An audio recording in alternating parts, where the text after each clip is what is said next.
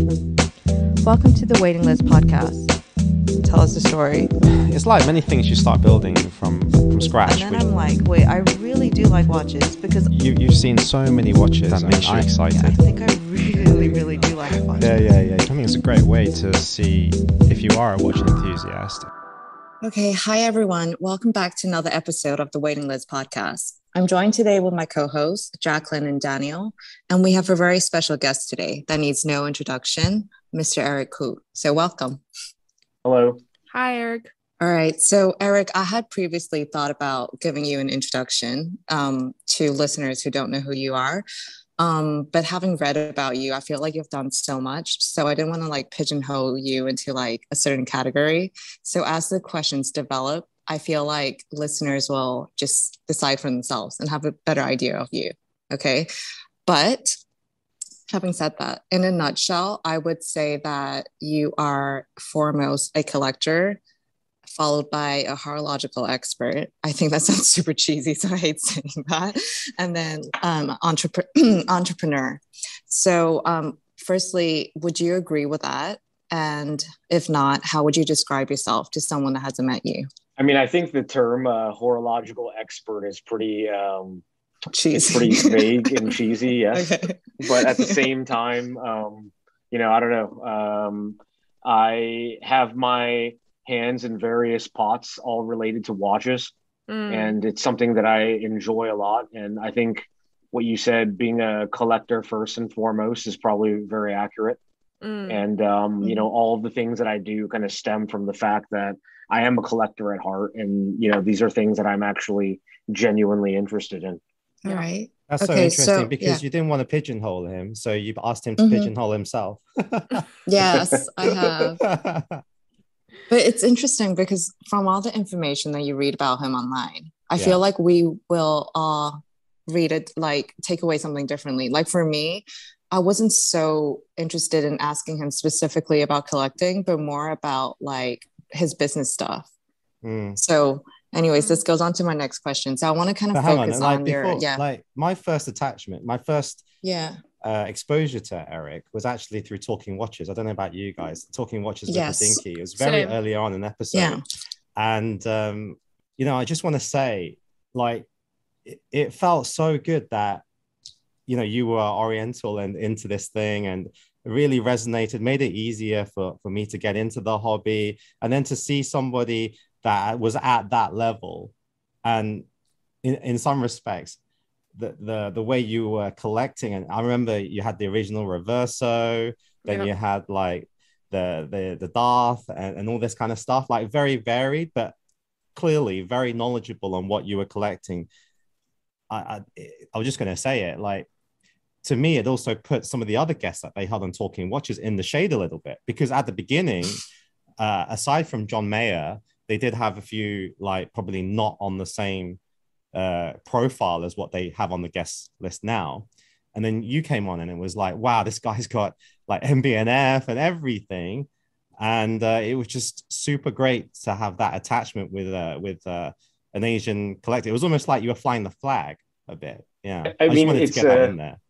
It's kind of an interesting, thing that you should bring up, because, I had always felt that, growing up and spending most of my time in the States, I travel certainly quite a bit, and I've always known a lot of very great collectors, obviously in Singapore, Hong Kong, and to some extent Taiwan as well, So I'd always known that there were a lot of these kind of Asian collectors. But on the commercial side of things, being a dealer, that is one side of where I felt that, coming up in this business, I don't know, 15, 20 years ago, there really weren't that many. There's certainly dealers in Asia, but in the United States, doing vintage things and whatnot, there just weren't that many kind of Asian faces in the dealer circle, to be very honest.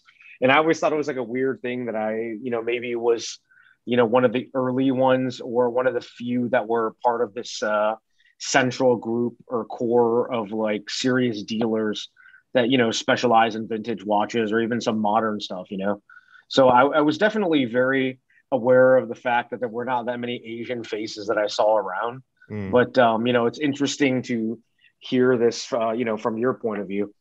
Yeah, I feel like I've gone full circle, because back then I thought I got to meet this guy, and now I don't know how many years later I'm doing a podcast with you. So I think, and it's kind of how, something, I don't want to say bucket list, but it was like, yeah, this is somebody I wanted to meet in the watch industry a lot. So it's great to have you on.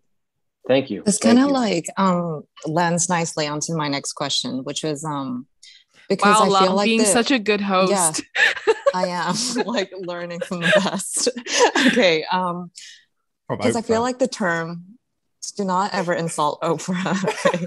Oprah is like better than this. Okay, you know how the term dealer is used very loosely. Like everyone nowadays says, like, I'm a dealer, I do this online. Is this a very deliberate path that you tell yourself, okay, I want to eventually get there in how many years' time? And then how do I get there? Or does this happen where you start off collecting and then you realize that I'm ready to let some pieces go, and you just realize you're very good at this, at sourcing pieces, finding buyers, and then you kind of fall into it? Or is there a plan? I mean, I'd say like in the beginning, it was kind of a, it just happened by itself. I've since like kind of delineated like what I collect is what I collect, and what I sell is actually like quite different. It's not really like from the same pool. And, in the beginning, obviously it was kind of like commingled or whatever. But the one thing is that I knew that as a collector, I was really like pedantic, really OCD about certain things. I only wanted things of like the best condition, box papers, so on and so forth. And I feel like in the beginning, when I first started kind of getting into watches, I was in college, and, the budget, the pool of money that I was dealing with, so to speak, was a lot smaller. And I think it was one of those things where I could buy something, maybe enjoy it for a little bit, and then sell it and move on to something else. And, I realized like early on, like I've been a collector of many things in my life. As a kid, I was really into, baseball cards or like sports cards. And then, I've just like moved on into like many different things, eventually falling into watches, which happened to kind of have been a, like a lifelong passion now. And I mean, in the beginning, it was always discovering or finding like really cool things and getting to share them with other people.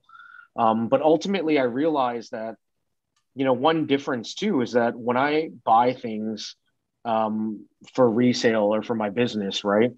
People always ask me, what is your favorite watch? Which is like a pretty common question to ask. And my answer usually is, it's whatever the next thing happens to be. I'm kind of a deal junkie by nature. In my work career prior to watches, it was always about like, getting deals done or like negotiating things. And I think that, even now with watches, it's always about like that hunt, finding the next exciting thing, something we haven't discovered yet, or something in exceptional condition or of exceptional rarity. And then, once that watch is like attained, it's kind of like on to the next thing. I find a good home for it, and it's like on to the next one. Okay. That would like, yeah, I wasn't expecting that, but that's very interesting. I kind of felt, I don't know why, I had this impression that you would be very sentimental, and then it wouldn't be, I guess, like chasing the next thing and then whatever was hot and then getting to it. Yeah. I should say that like the things that I collect myself, I am like quite sentimental about. Like, I mean, I love these like Cartiers that I've been collecting for quite some time. I know Jacqueline obviously is a big fan of the brand too. And also, like honestly, the most treasured watches that I own are ones with like great stories behind them. I had this Air King, this Rolex 369 blue dial Air King. That was my first new Rolex. And in college, I'd fallen on hard times when I thought I was a brilliant day trader and lost a large sum of money. And I just sell things to pay for bills and whatnot. And I sold that watch really, really regretted it. And I managed to buy it back 10 years later. But I think I've told this story many times, but I ended up trading like a brand new steel Daytona for this Air King, which might be a world record price for that model. But the things that I really love, like I said, are sentimental things that have personal stories to me. And so that watch might not be valuable to anybody else, but it's something certainly that I could never see myself selling, So I am like like a sentimental person, but it's like in regards to the business aspect of dealing, it's like, one of the reasons why I get a lot of like really great things is I pay a lot for them, in this market where information is so easily disseminated around buyers, sellers, dealers, collectors, there's no such thing as like a dealer's price anymore. So if one of you guys found a watch, on the internet somewhere and I wanted it, I would have to pay the same price you guys would, if not even more, hoping that, I would have a buyer that might pay me a little bit more so I can make something selling it. But,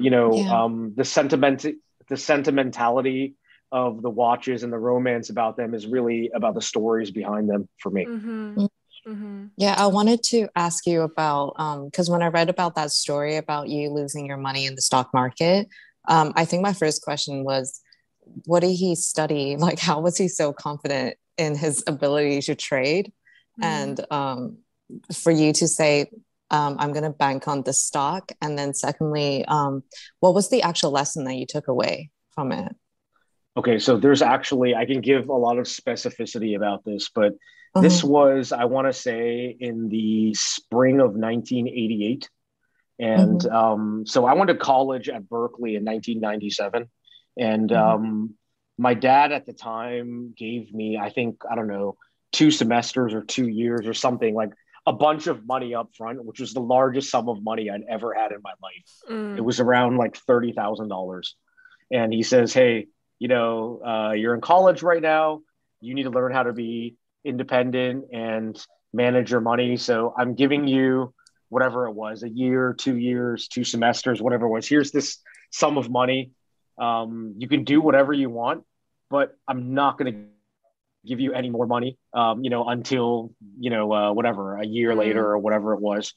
And, he opened up like an investment account for me and all this stuff. And I started learning about the stock market. This was the very, very early days of like the .com boom, like 1.0. And the stock that I really made a lot of money on at that time was eBay, because eBay had IPO'd in the spring of 1998.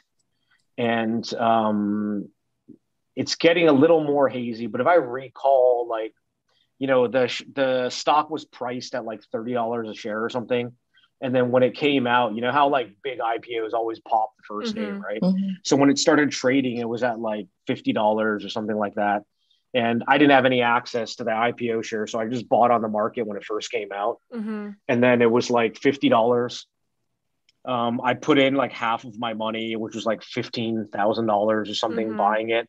And then immediately it dropped down to like 35 or something. So I was thinking like, oh, shoot, this is like terrible.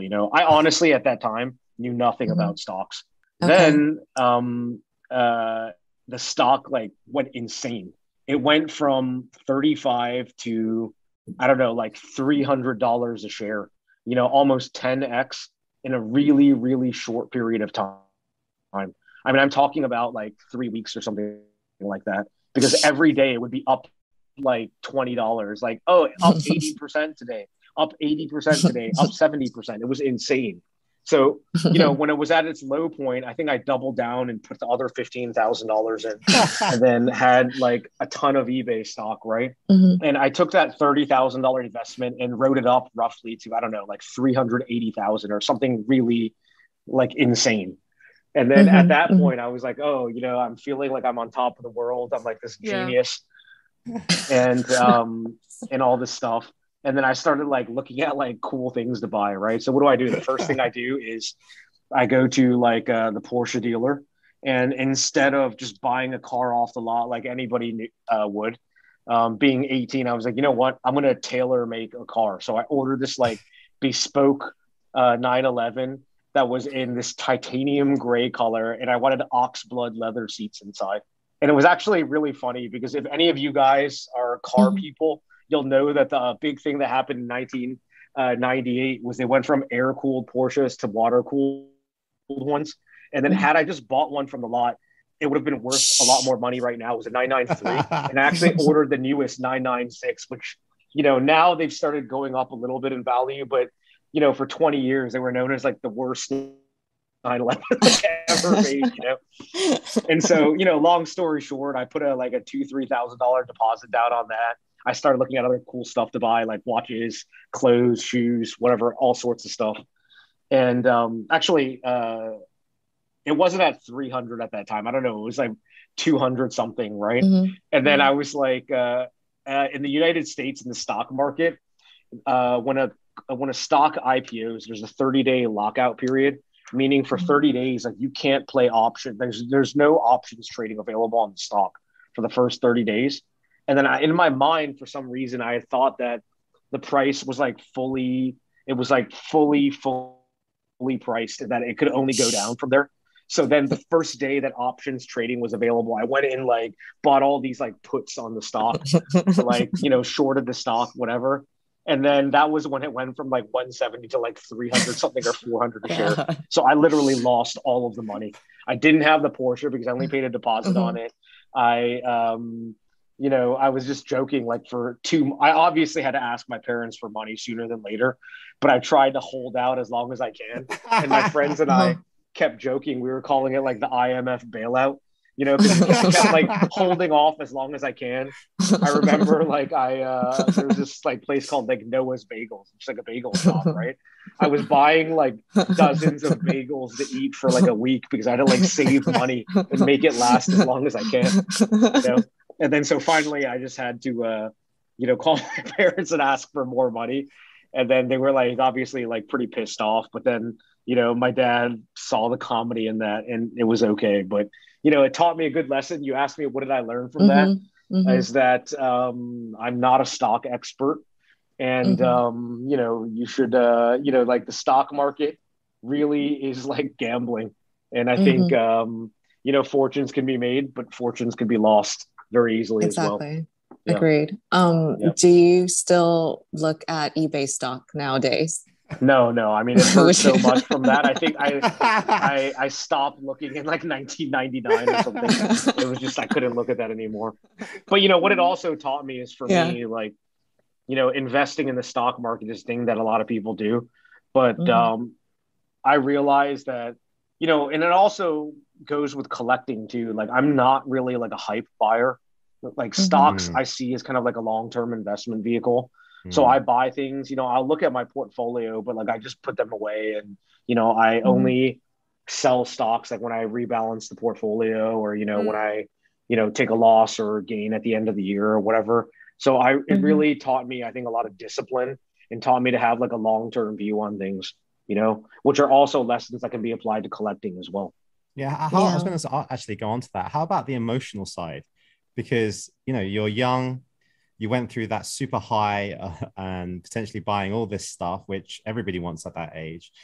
And then literally back down, not even to earth, like literally to concrete with a bang. I mean, I remember and then at recovering that time, from that, you know? Yeah.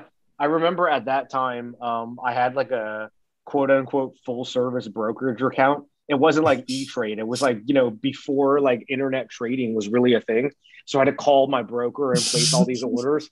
And I remember that day I got a margin call and I had to liquidate everything, right? And then I was like asking him, I was like, how bad is it? And then his response to me was, 2 kneecaps. Oh my God. Like in a kind of joking way, but not really joking, you know? So, yeah, I mean, it was just, it was a really, I don't know, it was a really good lesson to learn, you know? And early definitely, as well, right? Yeah, early. I think that's the key. A lot of people learn these lessons, you know? And then I think one of the things that my dad told me was like, it's better that you learn it now when you're young than when you have like a family. That is you can true. come back from it, right? You can recover from it. Exactly. Yeah, and keep going. I think it's survival is key. I'm sure we all have experiences of when we were young going through some kind of traumatic experience, thinking that it was the end of the world. But now in hindsight, looking back at it, it was like nothing, you know?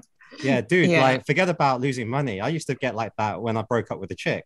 Exactly. The same thing. It's I used to over. I'm think gonna like like, go yeah, and it's over. My suicide or life do is over. something crazy. My life is over. Exactly, man. Yeah, like Yeah. there's never gonna be another hot chick in the world. Yeah. Exactly. Exactly. Exactly.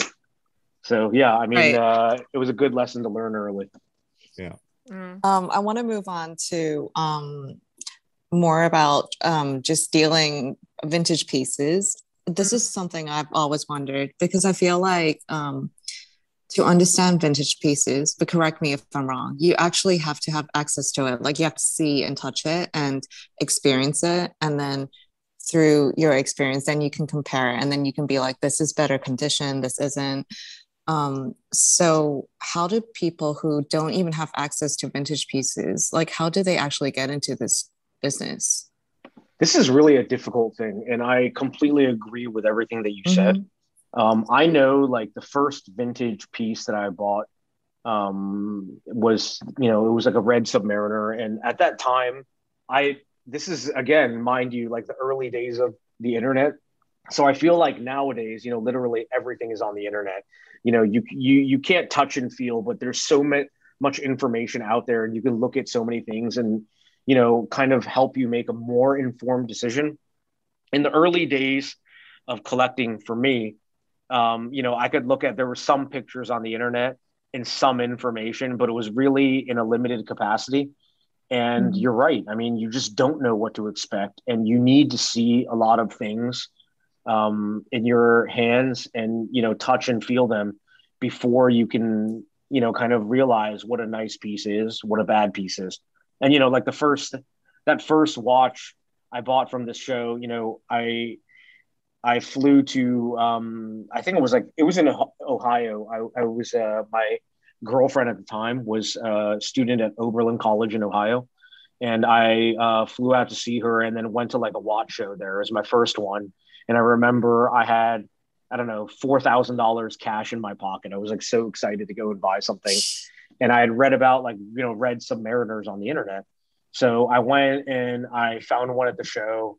I forget how much I paid. It was somewhere between 2,500 and 3,000. And I bought this watch and not knowing what I was getting myself into, and I was I don't remember exactly the mechanics of the deal, but, like the guy that was selling it to me was like, oh, this is a really great one, so on and so forth.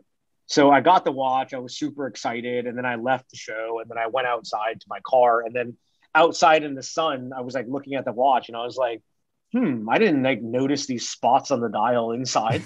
And I was like, okay, well, maybe that's just the way these things are, And it was one of those things, honestly, the more I looked at it, the more I realized that I had no idea what I was buying because the dial was like spotted. It was like kind of water damaged,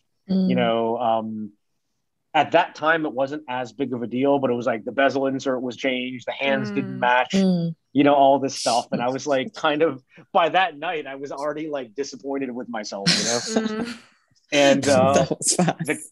the kicker in that was then, I had gone back to California and I had made friends with, kind of like a local watchmaker. And I was like, oh, it's not really running that good. So I'm going to have the watchmaker service the watch for me. I took it to the watchmaker and he's like, hey man, I got like a bad news to tell you. And I was like, more bad news? And what happened was, like the Rolex, they're like oyster cases, which are screw down cases, right? Yeah, yeah. The watch was water damaged, and basically the back and the case had fused together, so it was impossible to open the watch. You couldn't open the case. So I mean, really, this was like a disaster, And so that first watch, like I, eventually sold it, but like it was an expensive lesson to learn. And that again, kind of like the stock market thing, taught me to pay more attention and do your research before you buy, One thing that you had mentioned was about, being able to touch, hold, feel, and experience these watches before you purchase. And, again, even nowadays, like that's not that easy, right? Which is why, for myself, when I'm talking with a client, or, when I'm traveling and let's say, I pre-COVID, I would go to Hong Kong all the time. I'm in Europe or whatever. and I'd always obviously have watches with me, or I'd pull some from my local office or whatever. And, people that call me and they're like, hey, I'm this big Patek Philippe collector, blah, blah, blah. I'm thinking about vintage, right? Before I sell anybody anything, like it's really important to maybe meet in person so that they can like see these things in the flesh and decide A, if this is something that they like, and B, understand why when I show them three of the same watch, one is the most expensive one is kind of like the middle price one, and one is cheap, because like you need to see these things with your own eyes and feel them with your own hands before you can kind of understand the nuances. It's really difficult. And a lot of times people that are accustomed to buying new watches, like a well-to-do collector, right? The first vintage watch they want inevitably is like, I want to buy a Paul Newman Daytona. Yeah. Okay. 90% of the time they have no idea really what it is or whatnot. And, when I meet these customers, I say, look, before you send me any money, if I happen to be in your town, you know what, like I'll bring one, we could have a coffee, whatever, and you can look at it and examine it yourself. Right. That's great. I would say that about 10 or 20% of the time, they're like, wow, this is a lot smaller than I thought. The bracelet feels so cheap. This looks so old, and so like right away they're turned off kind of, but it's okay because they need to experience this themselves, Okay. Yeah, that's interesting. That's what I'm Because, curious about. Yeah. Because Jacqueline's pretty much bought online exclusively without touching the pieces all throughout her watch collecting journey. Like 99.9% of the time. Right? So, but like, do you find that's a new thing in like a new generation? Let me ask you this, Jacqueline. Like when you buy these things, right? Inevitably, some of the things you buy, you're probably disappointed about when you get them, right? Or not? Or what's your thought process when you're buying these things? I'm curious. You obviously do your research online, right? I ask experts like you. Okay. Okay. So what I do is, obviously I look through people's feed. So say I'm interested in getting a Daytona. And it's not a good example because there's so much like nonsense in the Daytona market. Say I'm getting a vintage Calatrava. Patek Calatrava, and I know the reference that I want, and I find dealers, or first go to Chrono, see the market prices, where the ballpark is, get a sense of it for myself, and then I start looking at photos, right? Because they came out with so many variations. There are many options for them, so a note to myself is like, you're not in a rush. Like, look for something that you actually want in the type of metal or dial variation. And then I go look at photos. So from like accounts that I know, from collectors I know who have a lot of these vintage pieces. And then I start messaging them to ask for, advice or questions, or if they could point me to a dealer's direction who might have them. And then I start reaching out to dealers and then looking at the photos, asking to send videos, and then ultimately go ahead with the purchase. When I receive the watches, I agree, Eric, like, some pieces have been a little bit of, like I didn't notice that, the case back had a scratch, or I didn't notice that the watch sit on my wrist this way because of the shape of the lugs or the shape of the case. But then it's kind of like, for me, inevitable, because like, how else am I going to see these pieces, right? But I think I've been fortunate enough to what I do is, like, especially for size comparison, I ask the people or the dealers, like, what other watches do you have that I already have, or that's similar to something that I have? Maybe like just put them side by side and then like send me the size profile to see how it actually looks. But then with like all the nonsense with like case welding or laser welding, or which I don't mind, to be honest, like if they tell me, right? But sometimes to an untrained eye, you just can't tell. So like, that's really scary to me.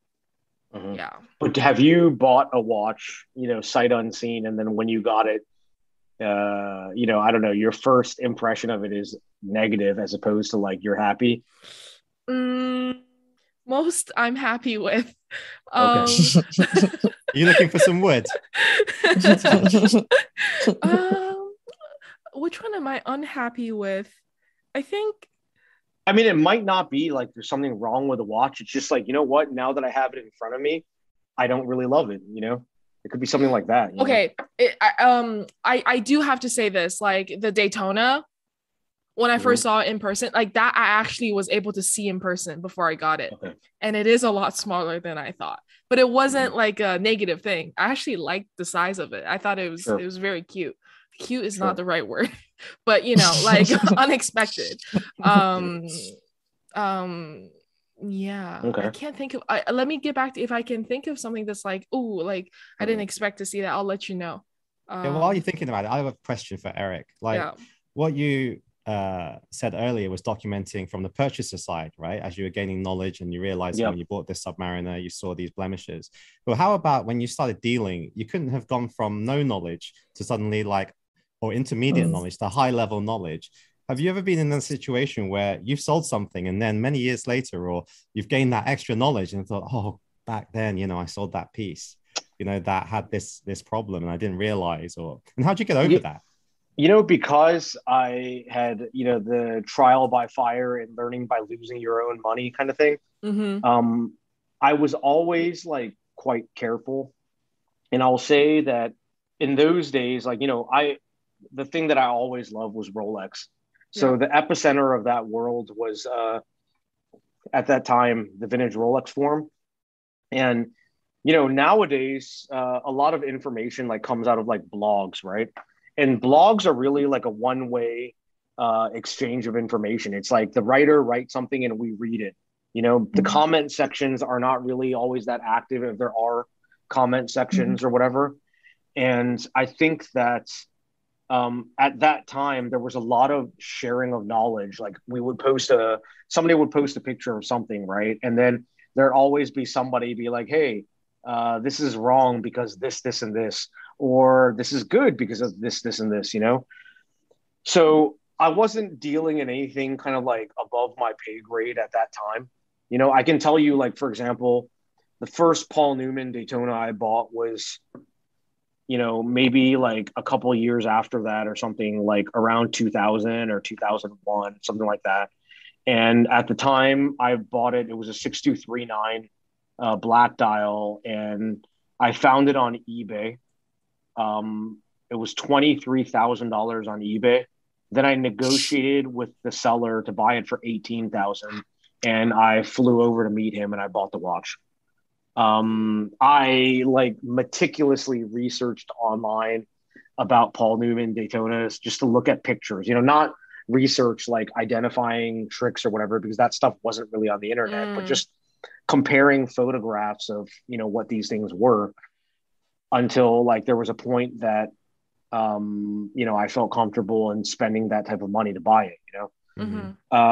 There are like now, you know, I don't know how into like vintage Rolexes you guys are. I know Jacqueline, certainly if you've bought one, you kind of have done your due diligence on this. In the early days, what we now know as these Texas dial Paul Newmans, which are like flat Paul Newman dials, like they're fake, 100%. I don't care. Like people still argue this point, but I'm just throwing it out there. I feel without a shadow of doubt, these are just not good. And at that time, though, they were expected. I mean, they were, people were operating under the assumption that they were real.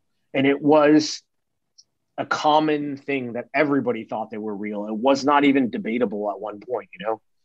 So it's like an interesting thing. Is that the one that John Mayer came out exactly. Yeah. Exactly. These dials, they were all made by, you know, an American dealer who had them made in Switzerland. They're very high quality.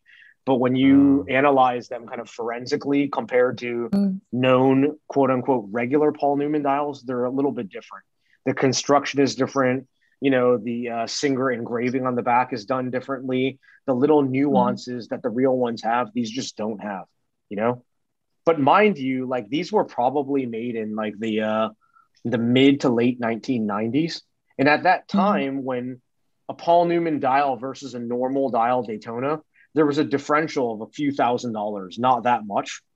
And really, like, you know, I kind of like call it an inside joke gone wrong or something. It's like, yes, somebody did make these, but at the time, like they were not hundreds of thousands of dollars, and nobody thought they would be worth this kind of money. So it was more like a fashion thing. Like, hey, I want this type of dial. We don't have it. You know what? I'm gonna go make 100 of them or something. You know what I mean? So it was something that, because the market changed so dramatically, it changed like this whole thing, and everything got blown out of proportion, and it wasn't necessarily, I believe, the original intent. You know what I mean? Yeah. It's like some of my friends, they get a watch, right? And they want to change something about it, and they go, oh, I'll just go to Shenzhen or Dongguan, find a factory, and I'll just change it because I want it to be like that. And then within a group of people, that can be, oh God, that actually looks pretty good. I'll have, have you got any more? Yeah. We just do that, and then before you know it, things get lost in like folklore, right? Yeah. So I mean, look, one of those, just one of those watches, like I did sell one, like in my kind of like early dealing days. And again, at that time, the scope of money involved, it was like very different.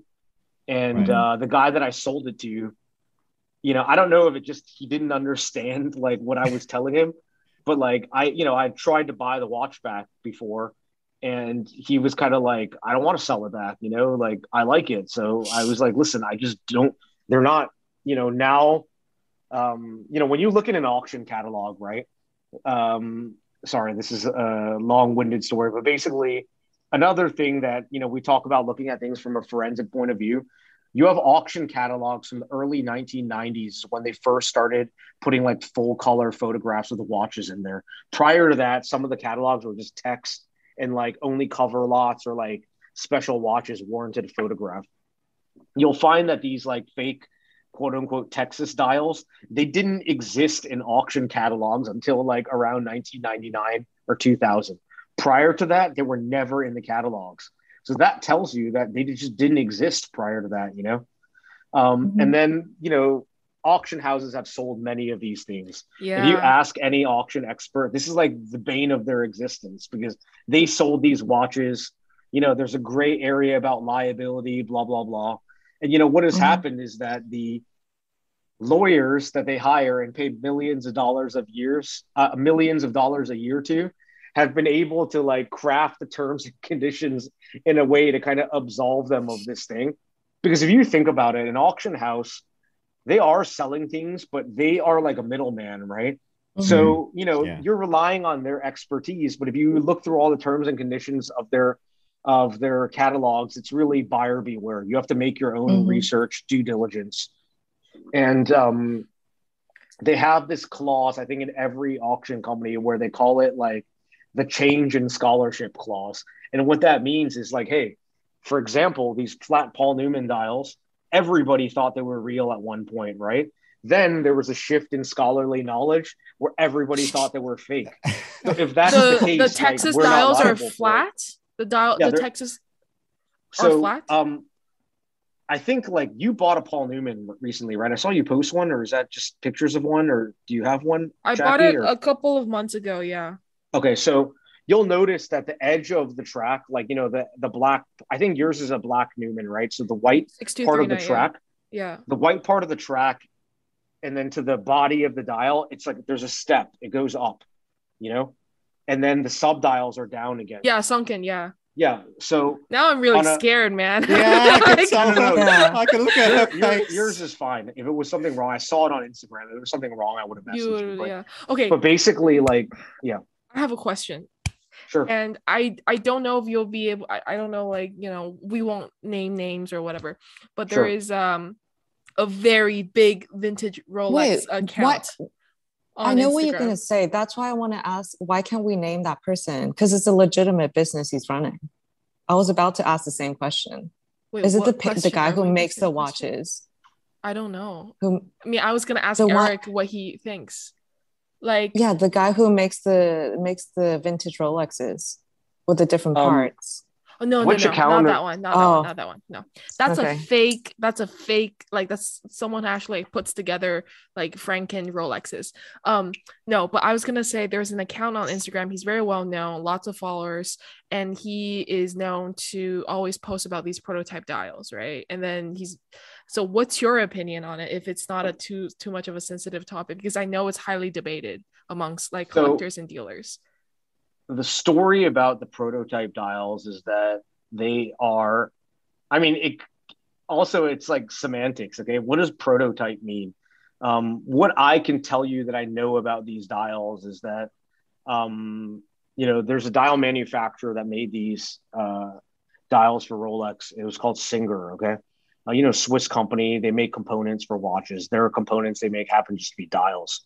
And many years ago, I don't know if it was literally dug out of the trash from somewhere or whatever, they found several binders of test dials for Rolex, Omega, Universal, because they were the dial manufacturer for all these brands, okay? These dials were actual dials, they're physical dials, but they were like glued into the binder. A book. Yeah, kind of like people collect stamps, you glue them into a page. Mm-hmm. And what I surmised they were like, when they went and visited Rolex and it's like, hey, Basel is coming up this year. Like, what do you got? What can we come out with new, right? They would have like a book of test styles. Like they made different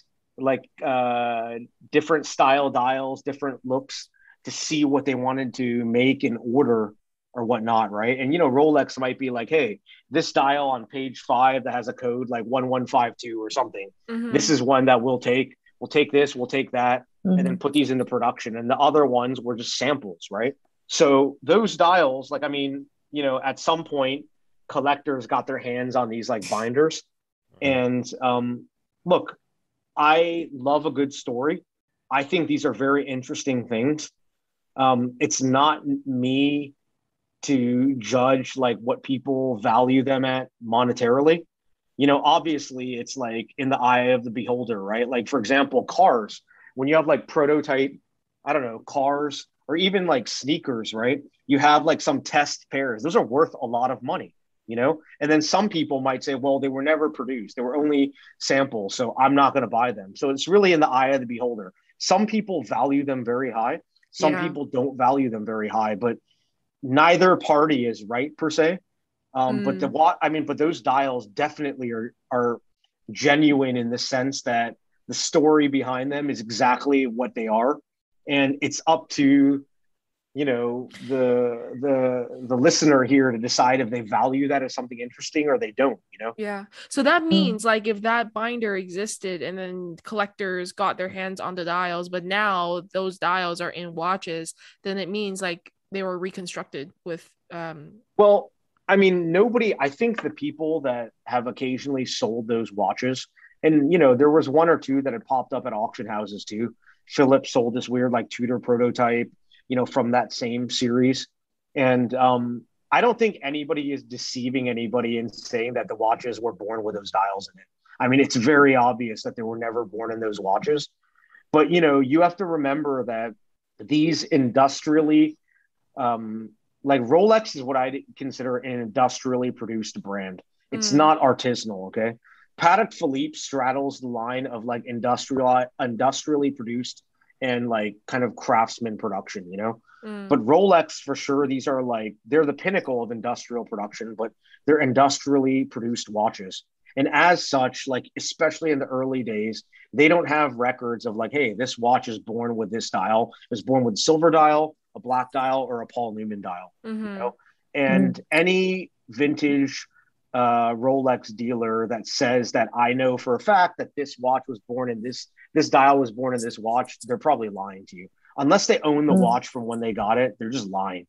And the truth is, though, in this world, it's perfectly okay to move around certain parts.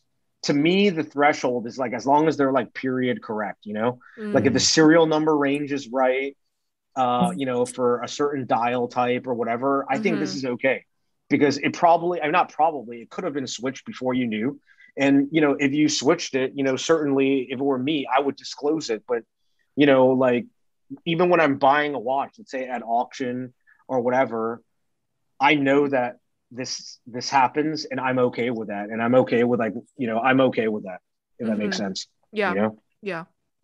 Because, you know, with Patek Philippe, it's like you're the bane of your existence is like you buy a watch and then order the archive and the archive dial type comes back as something else, you know, or they just won't archive it because they say something doesn't match. You know, with Rolex, you don't have such a problem, you know? Yeah. Can I ask one more quick question? Yeah, go ahead. Since we're on the topic. No, of course, yeah. With Patek Philippe, I remember, it was one of my like favorite posts that you ever made. It was a black 24.99 that you really like went on and wrote about it. Yep. What do people think? Like, who was the buyer of that watch, or like, how did the auction people even market that watch? Like, do you think that they knew? I mean, I would guess that they obviously knew of its past. I mean, look, it was like an interesting thing. I'm not sure, but I have heard rumors that watch was kind of circulating around for some time. And obviously, like the big auction houses, you know, nobody wanted to touch it. And it ended up at like, you know, I don't want anybody to get offended here, but it was like kind of like a second tier auction house. You know what I mean? So an important watch sold at that type of an auction house is always kind of suspicious. You know, like those places, they get great watches, but it's always like from an estate, something fresh that, you know, like fell into their lap, right? But they're not going to be competitive like the big 3 or big 4 auction houses, like getting, you know, collectors watches. So to me, that's kind of like it's kind of like a, you know, like a red flag. And then also, I mean, you know, again, one of the best things, like one of the best weapons that we have in our arsenal is old auction catalogs, because we obviously saw that watch with the same serial number in a old auction catalog, you know, in a whole different configuration, which calls into doubt a lot of things about the watch, you know? Yeah. Are you okay as a collector? Because I remember Phillips sold I think it was a Calatrava that was born with a black dial on the archives. But again, like then we go into the discussion of like if archives could be manipulated, right? But then in the condition report, it clearly says, okay, this watch was sold previously with like a different dial, even though the archives confirms that it's a black dial. The buyer who purchased that watch with a different dial back then was able to source a black dial in the exact same configuration as the archives and then fitted it back. And then that watch sold for like 800,000 or whatever. What do you think about like these things where the auction house discloses, okay, but now we think that, you know, the person was able to source a period correct and correct dial as confirmed by the archives? I mean, basically, I'd say that when people say we think, that really means we know. That's one thing. But, you know, look, it's all about disclosure at the end of the day. And I think that, you know, they disclosed it, and it's up to the buyer to decide if they're okay with that or if they're not, you know. In that case, somebody spent $800,000 on that, so they were okay with it, you know. It's like a weird thing. I mean, equating it to basically, for example, like in the car world, at least in the States, they have this thing called Carfax. I don't know if you guys are familiar with this or not. It's like when you buy a car, you can run the VIN number, and Carfax tells you the history about the car that's reported to, like, you know, whatever, right? So you can see that, oh, this car got in a car accident before, okay? And, you know, obviously it affects the value of the car, you know, because it could have been rebuilt, right? But then you have silly things. For example, we all know, like on a car, the bumpers are made out of plastic, right? It's a very normal thing for a car to get like a fender bender or something, right? A bumper getting damaged, even on an expensive car, it's no big deal. It's a plastic bumper. It's a wear and tear item, right? But then it's like Carfax sometimes reports like, hey, the bumper was replaced or something. It's no big deal. But when you see that on that piece of paper and it's like on your report card, you feel different about it. Suddenly you're like, oh no, maybe I should look for another car, right? And ultimately it does affect the value.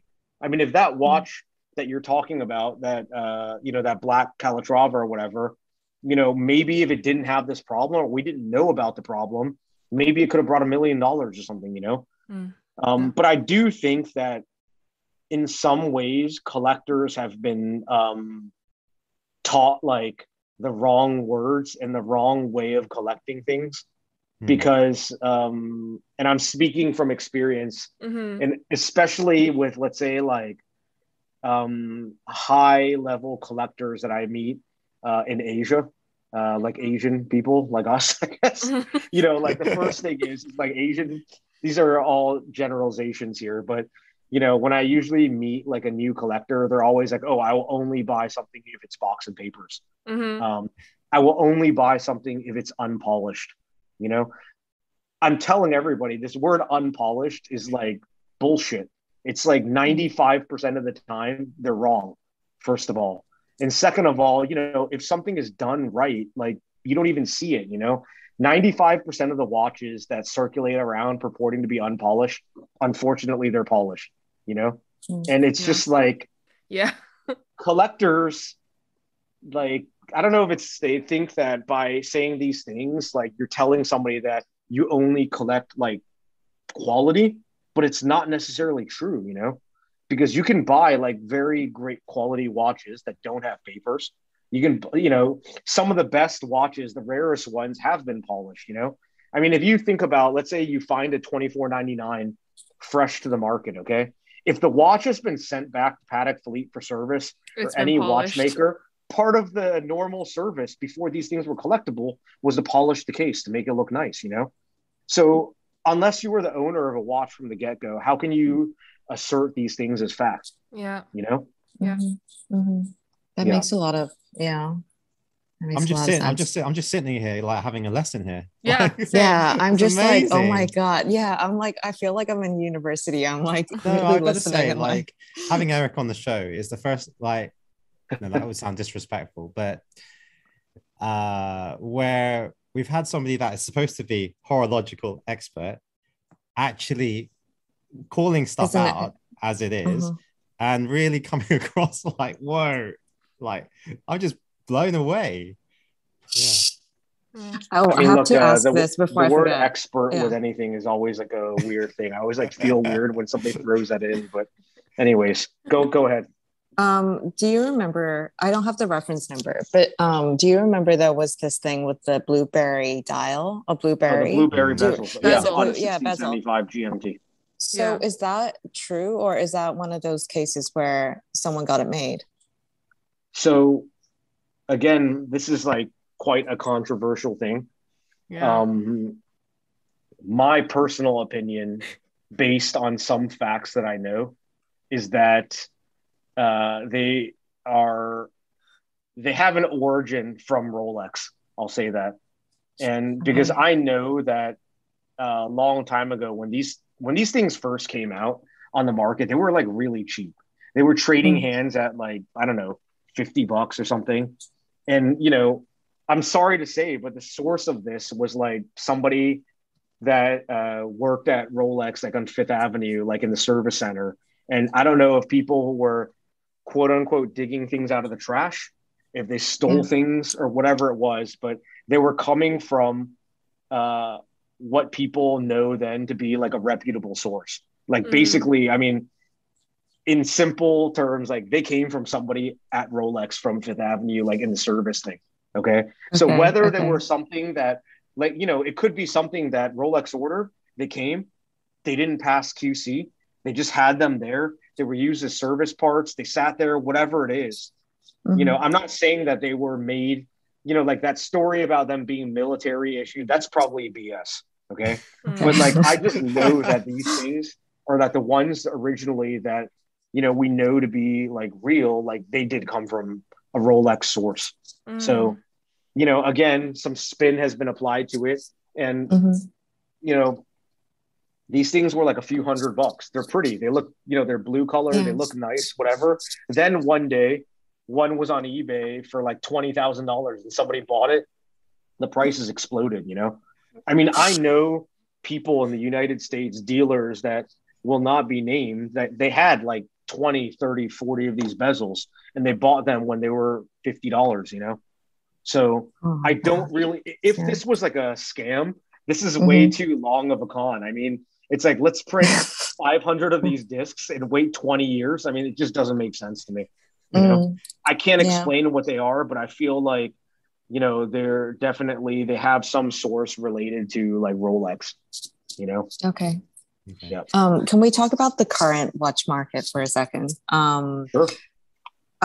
With everyone being so frustrated, they can't get watches, and general, like, actually it's just that, like, how do you feel about that? Do you think it's valid that they feel this frustration, or do you feel like the newer collectors nowadays are just not patient enough? I mean, it's a mix of both. I have friends, obviously, that are collectors / consumers, and I have friends that are like dealers, right? So I hear from like both sides. And, you know, first off, it's like, you see on Facebook groups or, you know, on forums, you know, people with these stories and so angry at authorized dealers and whatever. Yeah. And granted, like some ADs are just terrible, you know, the way that, you know, they treat the customers with regards to like these allocated watches or something, you know, or the way they say things. It's just not the right way to do business, you know. But at the same time, like a dealer doesn't owe you anything, you know what I mean? If a dealer has like, you know, like one shop, right? Like let's say like you three are my friends and I got one 5711 and all three of you want it, right? How do I choose who to give it to? Yeah. You know, I certainly have my own favorites possibly, you know, whether it's which one of you spent the most money, which one of you is the least annoying or whatever. You know what I mean? There's a metric that not necessarily can be defined. And I think, you know, a lot of times what I hear from people on the internet is they're like, well, I deserve this. I do that. Like you don't. Nobody owes you anything. Nobody owes you anything. And, you know, people are welcome to do business as they see fit, you know. The general rule of thumb, like I have many AD friends, okay, of various sizes from large conglomerates to small single store owners, you know, and everything in between. And the overriding theme is that people give the watches to the people that are not assholes. I mean, you know, they just give it to the people that they like, you know. And some stores might be more overt about things like, hey, you need to buy this for your wife, buy that, whatever, and you'll get something. But, you know, most don't do business like that. It's not a quid pro quo thing, you know. There's no steadfast rule. But, you know, the other thing is like you always see stories of people traveling and going to an AD asking for this, that. The whole thing right now that the brands are telling their dealers is that they want you to know your customer and they want you to sell to like local people. Right? Yeah. Like they don't like, you know, if I have a shop in Hawaii and then like, you know, like a dude from New Jersey comes like demanding a Daytona, there's no chance in hell I'm going to give it to him, you know? So these are all things like it's a thing on both sides. I think customers, and also like, you know, the fact that we're so out of equilibrium now with things that are going for multiple times over the retail price, like that is something that the manufacturer should be working on, you know, whether it's raising the retail price to a point that squeezes out more of the gray market that way, or manufacturing more to lower the market price, you know. But like these are things that the brands they are aware of, and I'm sure they're working on. But like these are things that the brands can do on their side to kind of like try to alleviate the situation a little better. You know, like one example that I can say, specific example is, for example, the Patek, the 5131s, the Cloisonné dial world times, right? When the yellow gold one first came out, I think the original retail, I want to say, is like $40,000 or $50,000. They were trading at like 150,000 at their high point, which is ludicrous, right? Then what happened is then they made a rose, the retail was higher. And then now, like they, you know, the last one they made was the platinum one, right? Now the platinum one, they threw a bracelet on it and forced people to buy a platinum bracelet. And by doing that, they raised the retail price to like, I don't know, 125, Yeah. 130 or something. Yeah. And then the market price was still higher, but it was a little bit higher. It's like just a little 140, bit. 150. Yeah. And so like that was a way to kind of like squeeze out the gray market on a specific model, right? That's So, so interesting. you know, that was like a kind of a creative thing that they did there, which I think was the right thing to do, you know? When we talk about like 2x, 3x, that some of these pieces are going for, sometimes even 4x, what do you think that healthy premium is that helps the brand get that brand profile and get that desirability? And then when it goes too much to, well, just pissing everybody off. I mean, I believe that this quote, and I'm going to paraphrase here, but I think this was from Thierry Stern at Paddock, but it was something along the lines of like, when we have a watch that is worth over retail, it's like a gift for the client. But when it's too much over retail, it means like we're doing something wrong, you know? And this is really like, this is the truth, you know, like in the old days, you know, where you could get discount on everything, right? I won't mention any brands, but you know, there's plenty of watches you buy new and immediately they're worth like 40% less, you know? It's like buying a car. Now, like even the brands that were guilty of this, you know, phenomenon in the early days, like they're preserving value like a little better. Yeah. And brands like Rolex, I mean, you know, a two-tone date just is literally worth what you pay for when you walk out the store. This is insane, you know, even like gold, like a gold or something is the same thing. Yeah, it wasn't the case before. What I find interesting is that a lot of these pieces that are trading for premiums, like ridiculous premiums, are all from the brands that are mostly independent. And a common excuse or common reason you get for that, you know, if you go to these brands and they say, oh, do you know what, right, we just cannot satisfy the production, you know, we just can't make that many. But then it's funny how none of the brands that are non-independent, they don't have any problem making the pieces, right? they just churn them out. Like, is it that all these independents, your quality is that much better? As you mentioned, you know, Rolex is so industrialized. Really? You know, you can't make more? But here's the thing. Like, I'll say that the issue here is really like the demand versus like, it's just as much the demand as it is the supply. Okay. Rolex makes like 800,000 watches or 1 million watches a year, whatever it happens to be right now. Okay. That's like quite large. They are the largest, like, you know, the COSC, the certification, they send the most watches a year to that organization. They make a significant amount of watches on an industrial scale. If you walk into any Rolex boutique right now, you're lucky to see 5 watches in the store, in the entire freaking store, right?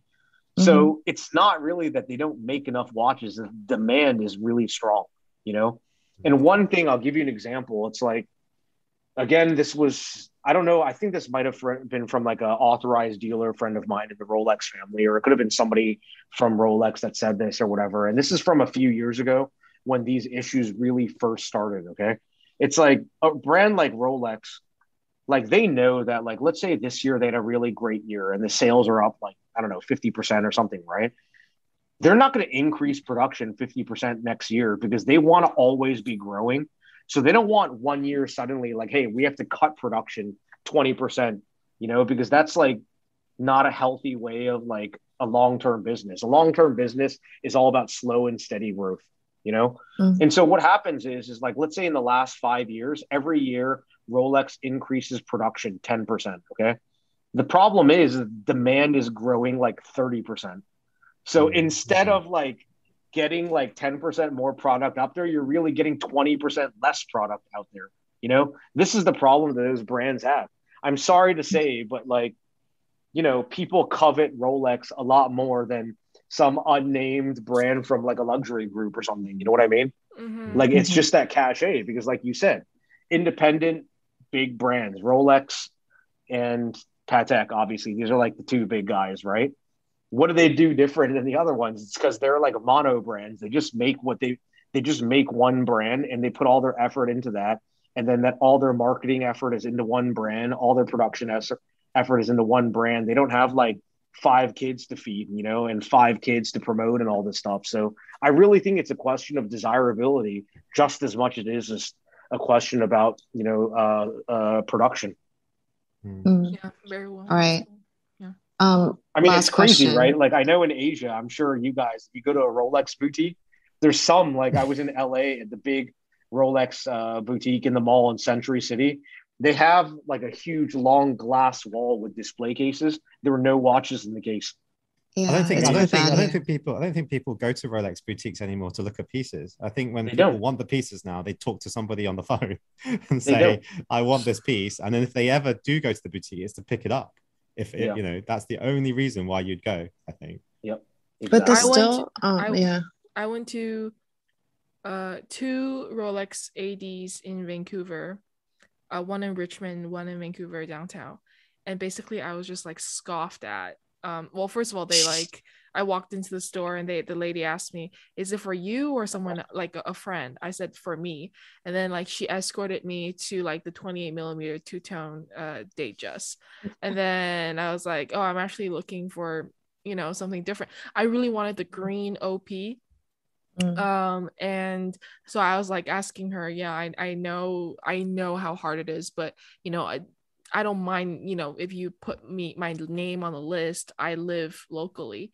And then both places basically just like flat out told me, which I appreciate, oh yeah, those are really hard to get. We have 4 or 5 years wait list, and then we never know when we're gonna get the next one. But I can let you know that if you buy this and this and this, the next one that comes, I will be calling you. And they were very straight up and straightforward about it, which I appreciate.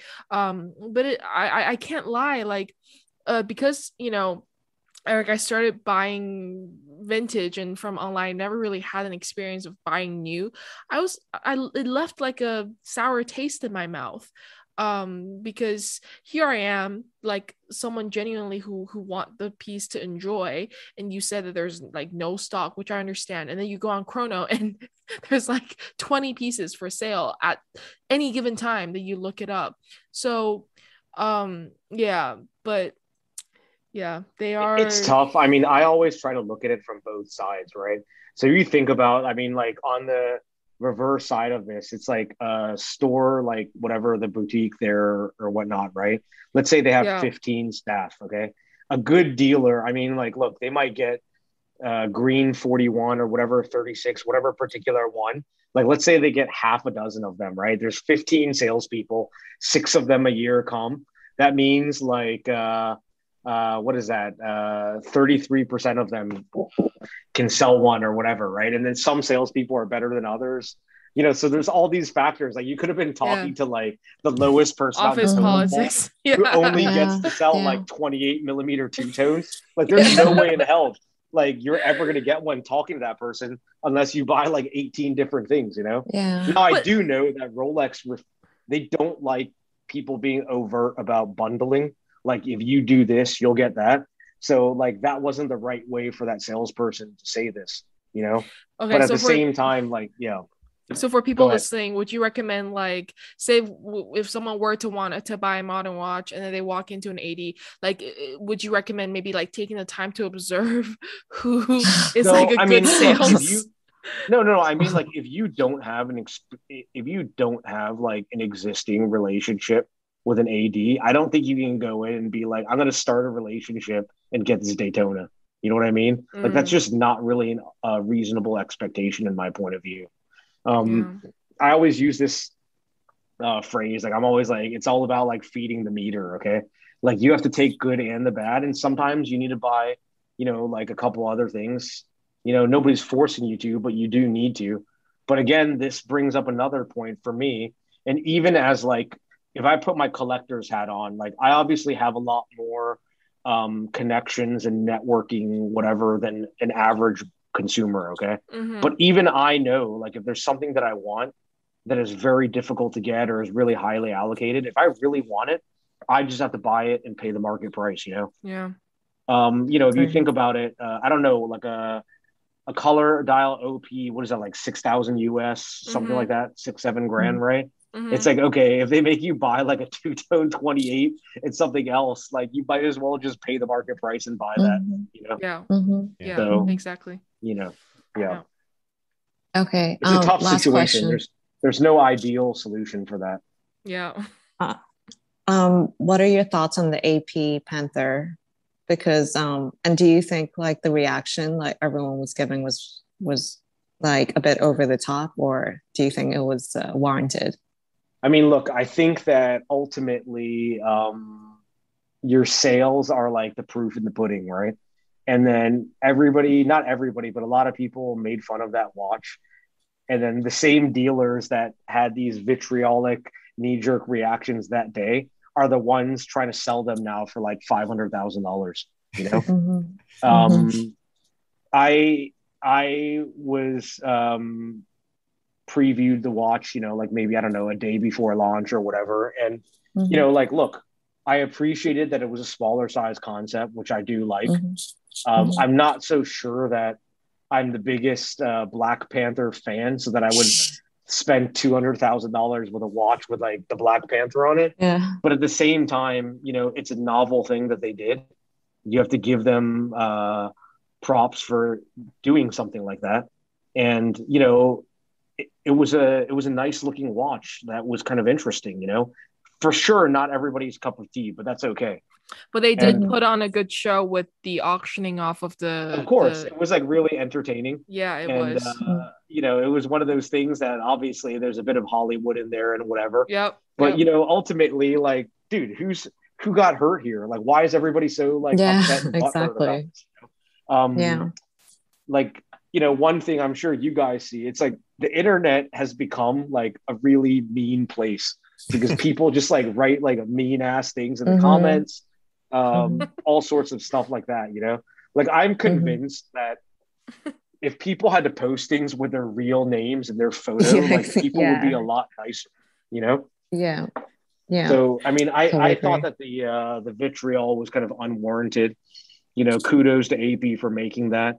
And Mm-hmm. again, you know, the measure of your success is ultimately the sales. They sold out of all of them on the market, the secondary market. The prices are more than double, Mm. almost triple Mm-hmm. what they were priced at. So, you know, what can you say? You know, Mm-hmm. it was a successful product by all different metrics. You know, from Okay. being sold out, the prices that they're going for on the secondary market, Yep. and the fact that at the end of the day, everybody was talking about it. You know, Yep. Mm-hmm. Let's do the reverso round. So one question for each one of us. okay. Jacqueline, what was the last watch you purchased? The last watch I purchased was a 3970 Okay. uh In what metal?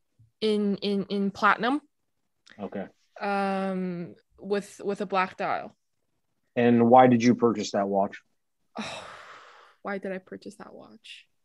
Well, Or what attracted you to that watch, I should say. the dial. Okay. It was a special dial variation. Black And sticks? no, with the Brigade 12 and the dot indices. Oh, with the brigade. Oh, nice. Yeah. Well, I mean, the dial, obviously, known as the Clapton dial, right? Yeah. But I mean, I just remember, and I was flipping through my, you know how like now you can see your archive stories. Yeah. And one day I was just flipping through my archive stories, and right at the very beginning, like of my account, I remember I started it in October, and then we first chatted in like November. So it was before I even like chatted with big collectors like you, right? Sure. And then I posted a story of that photo that Phillips sold of that piece in like 2018. And then Mm-hmm. the caption was like, oh my god, like if I could have one watch, like that was it. Why the Mm-hmm. 3970? It's like when I first went to college, right, there's a dealer in Boston, and like even before then, I saw a photo of the 5970, Mm-hmm. and I knew of it through Hodinky talking watches because a lot of collectors were talking about the 5970. And then I searched it up, and it was 40 millimeters. I knew that was going to be too big until, you know, I realized, oh, there was a smaller variation of the 5970, which is a 3970. So even before I knew anything about watches, I knew that a 3970 had everything that 5970 had, but it was just 4 millimeters smaller, which is like perfect. So then when I went to college, I visited my first like dealer ever, which was that dealer in Boston. And they Sure. had a Black Dial one, I remember the price. It was $87,000, and I was like, woof, like I can never, like, what is that? Are you crazy? Like, nope. So then I left it at that, and then it wasn't until senior year, you know, this whole thing, and I became obsessed. And I would say like this watch came pretty naturally. Like I wasn't looking for it. It's not one of those watches that you look for and you can find. But I was just talking to a friend of mine, just asking about other stuff. I think it was I think I saw, I remember it was, he listed a Steel 5004. And then I kind of just like screenshot it and I messaged him. I was like, holy, like you have that? Like, that's so cool. And then I was asking information, trying to learn about that. And then we were talking, and then we ended up talking about 3970s. And he said, well, actually, let me show you one that I just got. And then he sent me a photo of that watch. And I was kind of like just like taken aback by it. I was like, wait, you've got that? And then he said, yeah, I just like closed the deal on it and I'm, you know, gonna list it soon. I was like, wait, like let's talk. I and this was before I knew about the price and whatever. I just knew that like it was so great. So then it worked out because like I couldn't pay for it all up front. I actually had to trade in a few watches and sell some off. So it took about, you know, 6-7 months for me to complete the deal. And then when I completed it, it kind of just felt how do I say this? I mean, I think you mentioned it, right? It's before you get the watch, everything is like so magical. I'm not saying it's not magical when you get the watch, but I'm just saying I, as a person, enjoy the process and the communication and the deal aspect of things, of trying to make something work, trying to, whether like you don't know if it's going to work out, but you try your best to work it out and have fun and enjoy the process. That's what I enjoy the most. And when I have it in my hands, it's like, okay, the end of that story. Now I get to enjoy it. But if I were to ask myself like what I enjoy the most, it's definitely being on the fence, not knowing if you're going to work it out or not knowing if you're going to be able to, you know, make it work, and then finding out the result later. Yeah. Not that you need validation about this, but the 3970 happens to be like my favorite Patek Perpetual. Really? I have I think the same series as yours. I have the white gold with a salmon dial with the Perget 12. Yeah. On a bracelet. And that, like, those are like the best ones, you know, like that's really I was really excited to be able to acquire that one. And I think, you know, the 3970 is the classic Patek Perpetual calendar size. Mm-hmm. And I just like it much better than the subsequent models. I agree. It's kind of become the team's watch as well. Lung have one. Our friend Chester has one. And then like we're just peckering Dan to get one.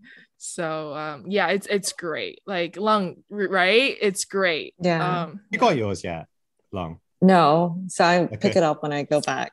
Yeah. Okay. Right. But yeah, I totally know what Jacqueline's saying. Like when the watch arrives, you kind of just look at it and you're like, okay, next one. Yeah, it's like, okay, next one. Yeah. But not to say I don't love them. I do. It's just different. It's just different. Yeah. Okay, so Long, for you, what watch did you sell or trade away that you regret and wish you still had today? You know, I actually have never sold anything. Okay. But I was telling Jacqueline and Dan on another episode recently. I think I was or a in missed denial. Opportunity of some sort, whatever. Yeah. I would say, okay, the missed opportunity one, I think it's hard for me to identify because I feel like just there are so many that you wish you had picked up maybe 5 to 10 years ago. But I think the thing I realized very recently was, for a long time, I've been telling people, hey, I don't sell any of my pieces because I want to look back one day and be able to, like, it's kind of like a timeline. So you can be like, this piece, I was at this stage in my life, and it's like snapshots. And then you can be like, look at how I've progressed as a collector, right? But then now I realize, okay, I think I'm just in denial because I'm just not ready to be at that stage where I can just curate and be like, I have to let this out of my collection. But now I'm trying to, this is kind of long-winded. So I have actually been avoiding paddock for a long time because for two reasons. And Jacqueline understands this as well. Like at one point I felt like, okay, I'm not worthy of paddock and I don't want to be an embarrassment to the brand and wear something and actually not be able to pull make it off and out of yourself. And make it look bad. You know, it's like watching a kid wearing high heels. Like you just know it's not made for the kid, you know? Yeah. So I always wanted to be in a stage in my life where I felt like, okay, this watch is an extension of me. I feel it. Like it's a good representation of me. So that was one thing. And then secondly, I knew that the moment I got into it, it would be so hard to erase everything I felt about the other brands and look at them the same way. So I was avoiding it the whole time. And now that I have actually gotten into it, everything that I knew was going to happen has happened. So now when I look at AP, it's really hard for me to see a modern AP and be moved the way I used to be moved 2 years ago. And it's actually disappointing for me because I still want to feel the things I feel with the Royal Oak, you know, and I still want to feel those things, but I just don't feel it anymore. So I know I've entered like this other phase. Anymore, but like not as much. It's limited. Yeah. The feeling you get from it's limited, I think. Yeah. So I will now categorize AP into, because people still ask me, should I buy this Royal Oak and so on? So I would just tell them, hey, it's a great watch, but for me now, it is more a fun watch. I will wear it. I know it's just aesthetically beautiful. I'm not buying it for the movement or whatever.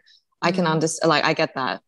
So I know I'm at a point now where I'm going to go down this paddock path. And then after that, like, as I'm going down this path, I'm going to start to sell watches and get rid of stuff that I no longer wear.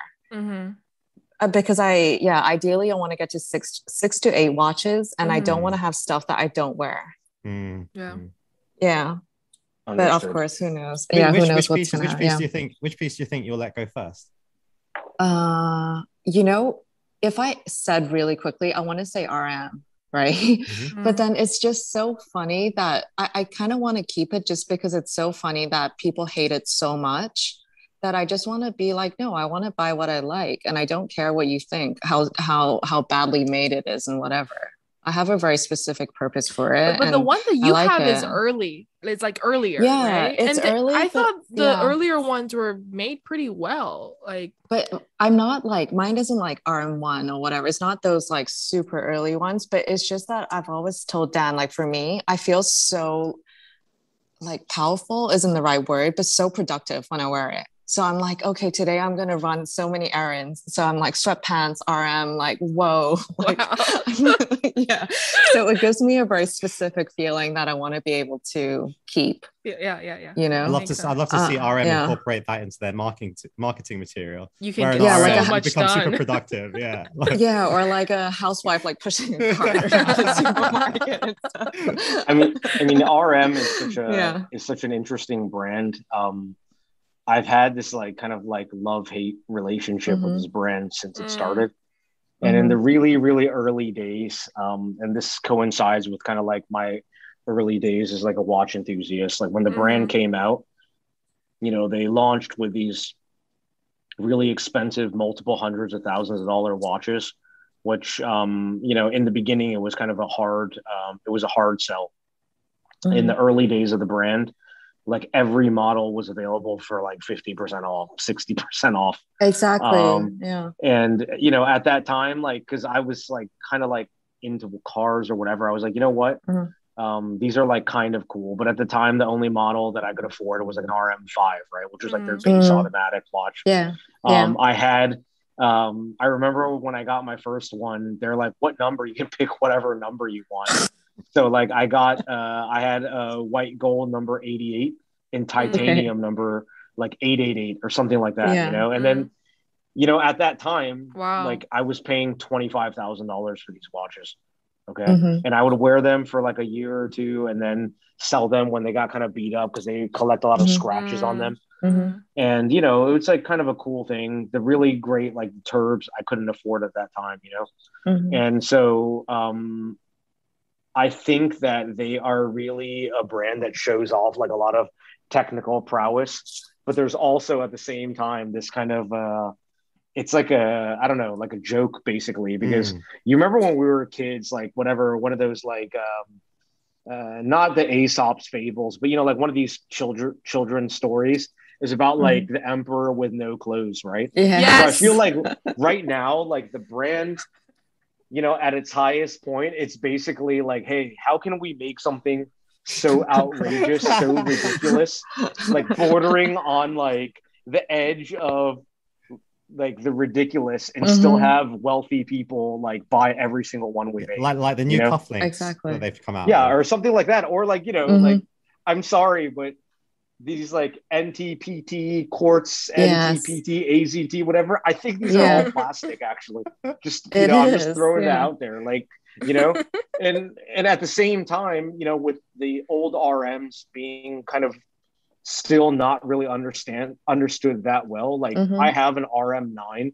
To me, that's the best RM ever made. It's historically significant. They can never make another one, and like I really love the story behind that. So when I acquired that, that was a very satisfying it was a very satisfying thing for me, you know. And so I really like the old ones a lot. The new ones, like, look, if I had the money, I would love to have like, you know, some crystal whatever on my wrist, but it's just kind of bordering on like this obscene joke on like wealthy people, you know, which I think is like kind of funny, because I totally agree. Do you see the Lamborghini wheel with the RM like tied to like those? I mean, like, here's like a funny thing, not that they're the same, right? But you know, Hublot can industrialize a sapphire crystal watch for like 60,000. And then why is like the one like $4 million or something? You know, it's like crazy. I don't know, but you know, that's part of the fun of the brand, you know. Like, I mean, I thought, here's like a funny thing, when those the bonbon watches came out 2-3 years ago. I actually really like those. I I know do you too. I had an opportunity to buy one for my wife. She really wanted one, and then I was like, oh, like these are like women's watches, I should get like 10 or 20% off, and they were going for like double retail. I had the chance to buy one. I don't know, I think it's the 37 shaped one, and then it had like the little like gummy candies and lollipops. That's the one I really like. With the it's what they call the blueberry. It's so pretty. When you see it in person, they're really beautiful, and there's a craftsmanship there that you can only see holding the watch in your hands. But when you look at like the press release, you're like, what is this? This is outrageous, you know? But they're actually kind of cool. Got it. Anyways, I still love the design. Yeah, exactly. You love to hate the brand, you know? Yeah. So, Dan, I have a question for you. You are based in Shanghai? Okay. So, you know, like, as a fellow Chinese person here, you know, like, I feel that brands for the longest time thought that it was just really easy to kind of take advantage of like the Chinese market and the Chinese consumer by, you know, especially luxury brands who kind of like, you know, I don't know, took for granted the fact that the consumer base there was like very strong, and, you know, they were absorbing everything or whatever, right? As we all know, you know, all these things I think have to do with the fact that, you know, Chinese people as a whole, like as a country, you know, it has become like wealthy in a very short period of time. But at the same time, like, the Chinese like luxury consumer has very quickly, you know, become like a discriminating consumer, and then can very easily wade through like the bullshit of like, let's just throw diamonds on everything, you know, cover everything in gold, blah, blah, blah, whatever, right? Like, what brand in your mind in like China proper, like does the best, I don't know, outreach to collectors and really like gets, you know, like gets what like the Chinese collector is about? And, you know, like we can obviously talk about many brands that do things wrong, but we'll dwell on like the positive here. So like, what brand in your eyes does like the best job of catering to like the Chinese client? And I mean specifically like luxury watch brands, you know, like watch related.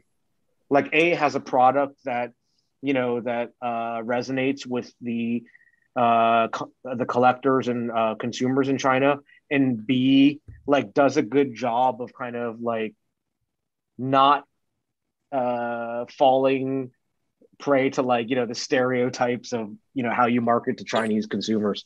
No, I know you wanted to end on a positive, but like when you asked me the question, I was actually thinking none.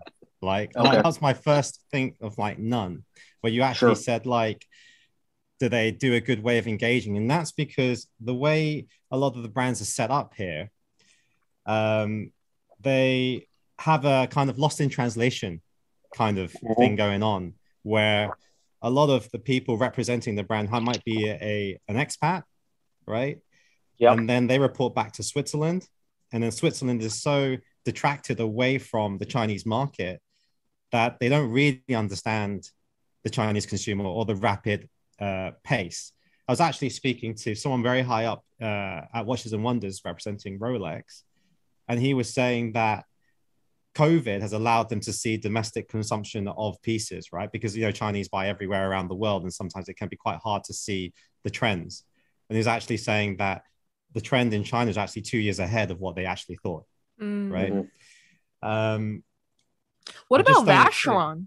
No, Vacheron doesn't do a good job because Vacheron... Well, how come Vacheron's like 80% of the market comes from China then? Because they went into the market very early. They were in the market before Patek. And they've done nonstop like advertising, in my opinion. I remember many years ago, I don't know if I was still a student or maybe not, but there was something like a survey of like brand loyalty, like top brands in China. And then like for watches, it was like Vacheron and then Omega and then Rolex. And I was convinced at that time it had to do with like the spend of marketing dollars as opposed to like, Well, Vacheron has always been very close with the old money, right? So their problem right now is the fact that they do not have the attraction with the younger generation. Younger generation is just not interested in buying Vacheron because they see their parents had that. I don't really want to have what my parents had.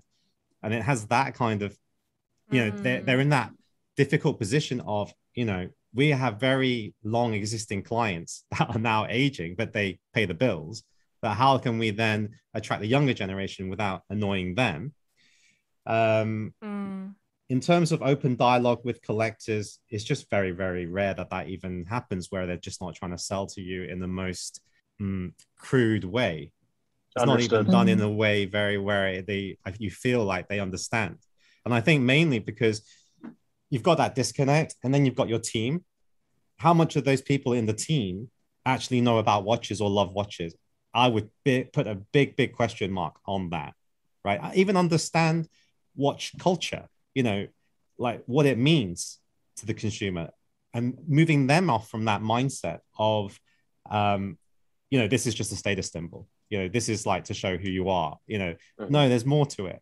Like, I don't think that the team are really sales, like, or like, what's the word? I mean, I will say that, like, from my experience of being like in China, either like probably Shanghai or something, when you go to a high-end watch shop, like the sales are still that really like aggressive, cutthroat, like kind of stereotypical like Chinese sales team that is like probably a little light on knowledge and just like really into like selling, you know what I mean? Yeah, they're totally like that. And then also there's another problem is that, let's say when you go in, they probably don't know who you are, right? But if you were more of like a big buyer, or you came across like that, they quickly lower their position too much. They cannot talk to you on the same level. They can't talk to you on the same level. They feel like, they're suddenly become very subservient. Suddenly everything matter, you're like, you're so right. And it's like they pander to everything, and it's like you lose all credibility like that because you need to have an opinion, right? And so that communication just isn't. I don't think it's consistent. So I would. So I think our takeaway probably would be that the domestic Chinese sales could use improvement in all different aspects, basically. Hugely. And I think you were totally right about the consumer now. They're quick to change. So the brand should be really careful about the way the Chinese government is now having quite a strong grasp on a lot of tech companies, a lot of education, a lot of media, a lot of the celebrity, a lot of entertainment. Yep. They are really controlling, because all that negativity you're talking about on the internet, right, can drive a lot of social change. They're conscious of that, I would say. This is my opinion. And they want to make sure, okay, if you're a celebrity, like, 你必须得正面, you've got to be positive, putting something out positive, right? I mean, we've recently seen like Chris Wu, who's a massive celebrity in huge trouble right now.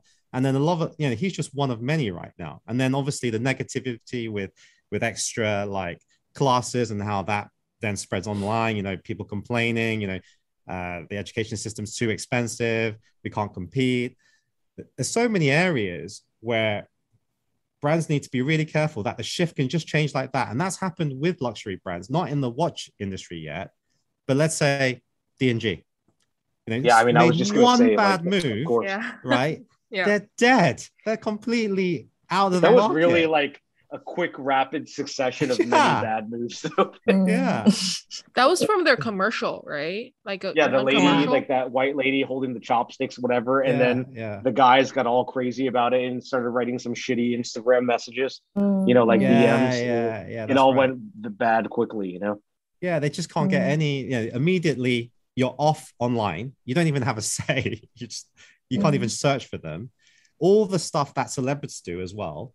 Let's say Chris Wu, we use that. He had the partnerships with Bulgari, Porsche, a bunch of local brands. LV. All of that, LV, that's gone, deleted. All that marketing material you put on and you invested millions in, gone, just overnight. So I think...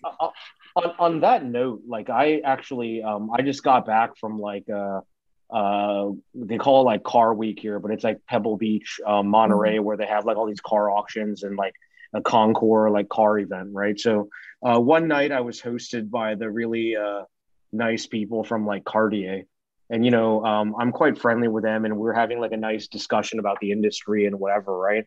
And one thing I realized is that when brands align themselves with celebrities, like these brands that align themselves with Chris Wu, for example, right? If that celebrity, something bad happens, like it's just a mark of shame on like the brand, right? Like, can you imagine like in the 1980s and 90s when Bill Cosby was like this wholesome guy, and he wore Rolex all the time. I could have seen like a Rolex ad with Bill Cosby in it, right? Like how bad would that have aged, right? And to Cartier's credit, like their ad campaign is about the classicness or whatever, the timelessness of their thing, their designs and whatnot, and they don't ascribe to that model of like using a celebrity as like the totem pole of like how they market their products, and I think like like Patek obviously doesn't do that either, but a lot of other brands find use for celebrity promoters, which I never really understood myself, but so I think that's an issue. That's a good point though. I don't think I know of any like Cartier brand ambassadors in North America, but there are some brand ambassadors for the brand in Asia. I mean, they do ad campaigns that are like Jake Gyllenhaal, like the perfume and whatever, but not like, I don't know, like I think it's like very targeted things, like their main like when you look at like an ad for Cartier in a magazine, usually it's like like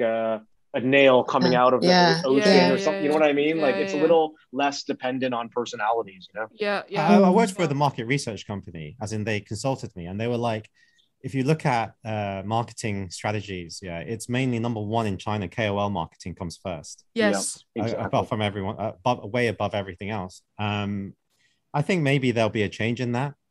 I think the change that is happening in the Chinese consumer will be a lot more rapid in the next few years, mainly because like people like Jacqueline, like me, like they come of age quickly and then they go back to China and they just push they push the locals up, like everything goes up faster. A huge amount of the Chinese population were educated in the West that can afford these things, right? And that would just make it just like that, just go super fast on the taste side. So I think they have to be, I think brands have to have a lot more value add aside from just a product, because the Chinese consumer is also very aware of their power. Well, also China is one of the only places in the world where like celebrities actively come out to apologize for things that they might have not done, but the brand has done that they're affiliated with. Like a few months ago, the cotton thing, the use of raw materials, like I think it was like Puma and like Adidas or some other brands that were this is like H&M. You're talking about like the Uyghur cotton thing. Yes, H&M and H&M, yes. And you see so many celebrities in China, they haven't done anything. I mean, they're just the brand ambassadors. But then as soon as that thing blew up, these celebrities started going on their Weibo and started writing like actual lawyer signed documents to say like Mr. Who and Who, Miss Who and Who, starting from today, like disbands and like stops all partnerships with this brand and like this person. Because I mean, why are they doing it? To protect themselves, right? Like too. So it's just the place, it's just the culture, like that's just how China is and how it functions. But yeah, like I think there are major like complications that could come with like I think there's been recently a lot of talk. I mean, one of the podcasts that me and Long listened to, the Joe Rogan Experience with that lady, and I think we have to be really careful that the US is US. It has its culture. We cannot always use the US culture standard of gauging the China as a country, right? It's a different country, has its different culture, has a different mindset, right? So you cannot use how you would judge a country and apply those standards to China. And likewise, I would say the same as well. It would be improper for China to request or expect the same thing from any other country, that they should follow suit. So I think that would be a more healthy kind of mindset to have. Recognize that there are differences. I mean, it's a different country, different language. We're not trying to be the same, right? And if you're happy with it, it's like what you say about collecting. At the end of the day, if you're aware and you're happy with it, then what's the problem? One quick China watch anecdote before we end this segment is when the ceramic AP-QP first came out.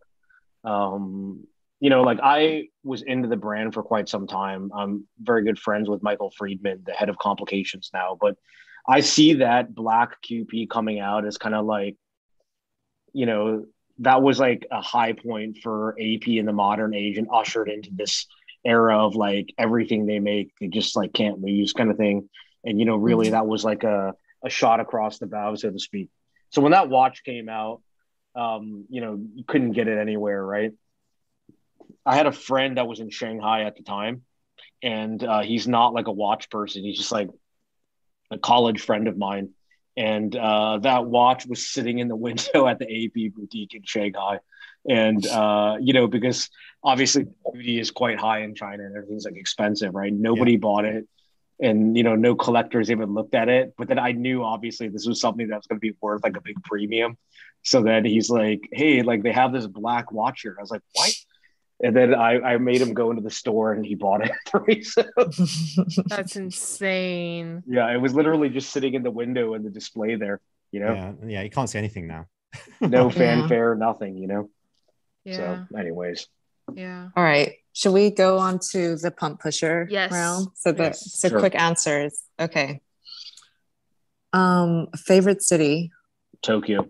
Okay. Favorite food? Japanese food. No, it has to be like a specific dish. Oh, like a specific dish? Yeah. Hairy crab.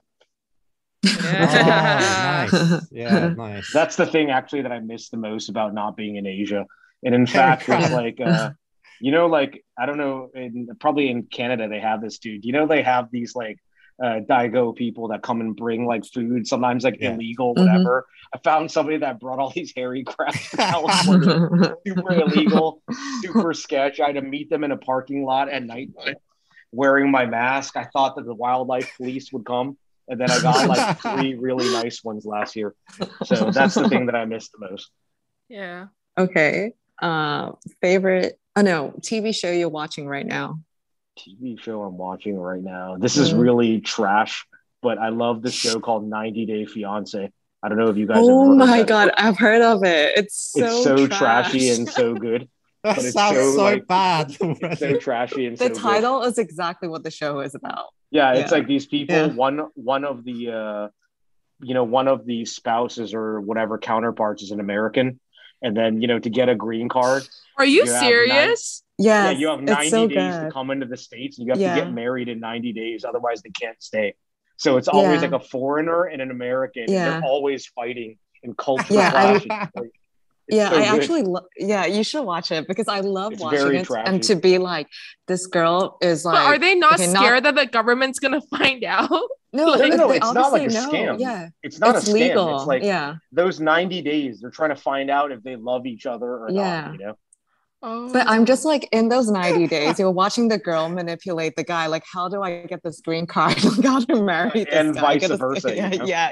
There's Yeah. certainly the stereotypes of like Yeah. the Asian women that come and try to get a green Yeah. card and marry some old like American guy. Yeah. And then there's also like other ones where like some old American woman marries like a Yeah. young dude from Nigeria or something weird. Yeah.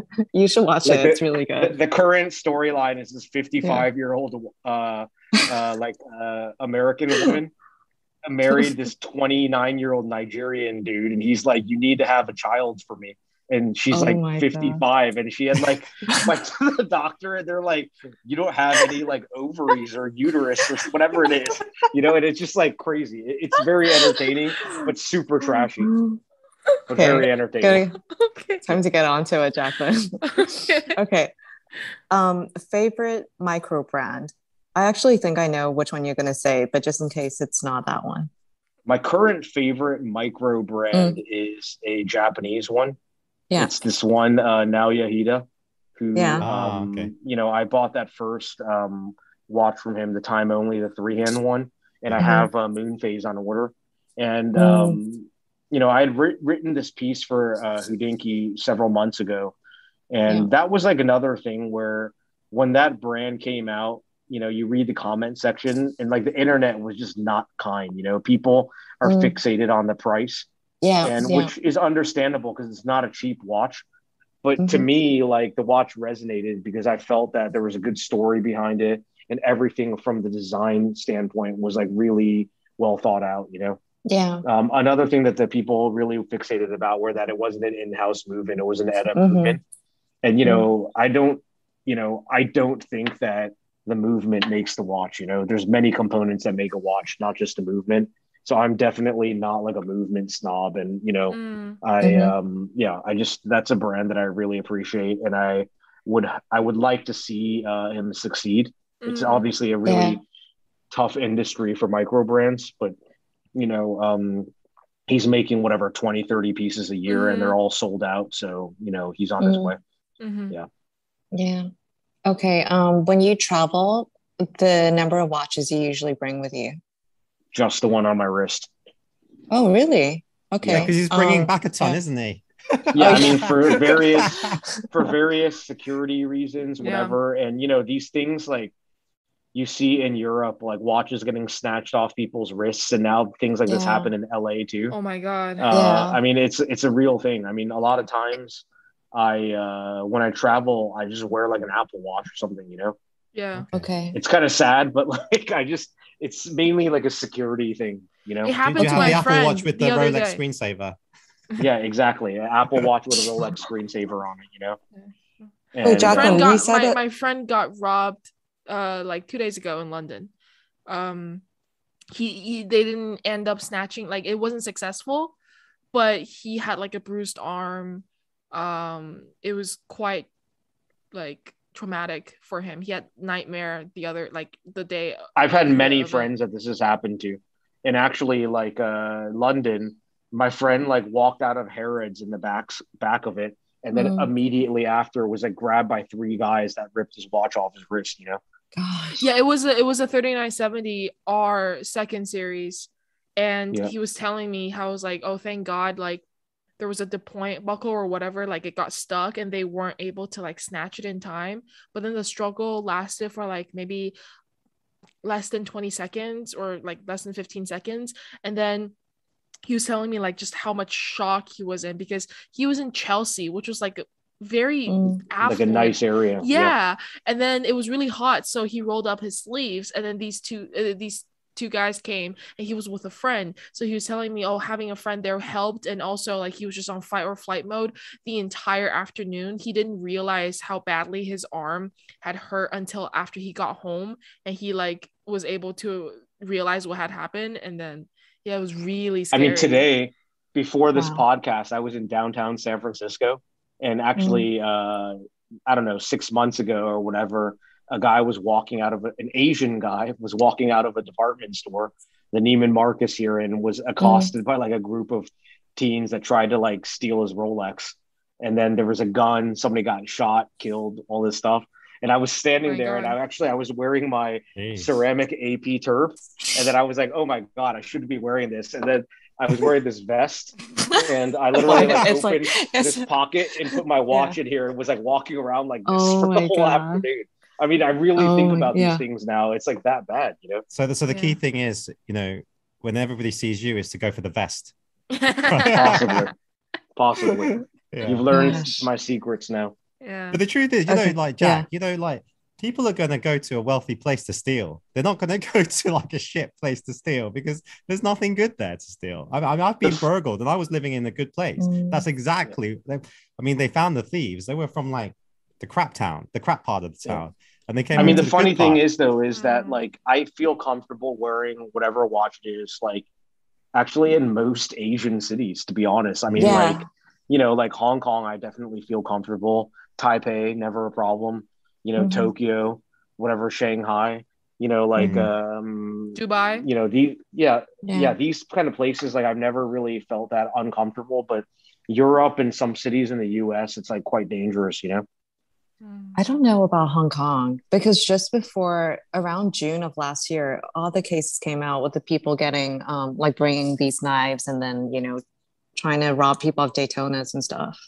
Oh, I remember there was one in the MTR where the guy got packed up. Right? Yeah, that was pretty weird. But I only see blurbs, so I don't know the follow up. I feel like that had to have been something, not just taking the Daytona. I don't know.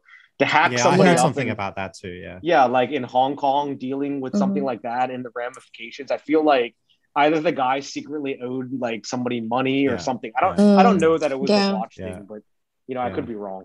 You should be careful, Long, when you head back. You know, you've got your mass fans that have that love you, and then you no seriously. Where are you now? Are you in Singapore or something? I'm in Singapore. Singapore is one of those places like you could wear like 5 RMs. No one's gonna care. Yeah. Of course. I think with Hong Kong it's more the location. Like me and Dan, when Dan was there, we used to always post stories a little bit after we leave. So no one could, I mean, look, a lot of times people like all of us that have like a strong social media presence, like there are people like watching what we do and whatever, you know. And I agree, like if I ever post something that's like a little more personal, it's always like time delay, you know. And we used to always after dinner go to a cigar bar, and there's only like 5 of us there, and I used to always like comfort myself and be like, if someone stormed in right now and we're all talking about watches, smoking cigars, they would probably take my friend's world time and then they would skip me.